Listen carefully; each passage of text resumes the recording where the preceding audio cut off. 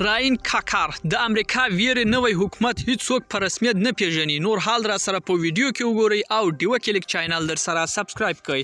په سلامونو محرکلی کوم د سیمې هیوادونو د امریکا له ویری د افغانستان نوی حکومت په رسمیت نه پیژني.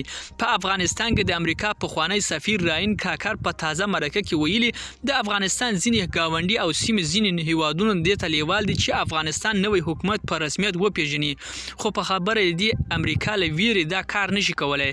کاکار وایي د افغانستان حکومت د رسمیت پیژندلو لپاره لا ډیرو هڅو اقدامات ته اړتیا لري او تر هغه د امریکا رسمیت ونه پیژني د سیمې یو هیواد هم دغه ډول اقدام تر سره نه کړي. هغه د یوې پوښتنې په ځواب کې ویلي چې د سیمې هیوادونو د امریکا له خوښې پرته د افغانستان نوی حکومت په رسمیت وپیژني نو ښایي له بندیزونو سره مخ شي.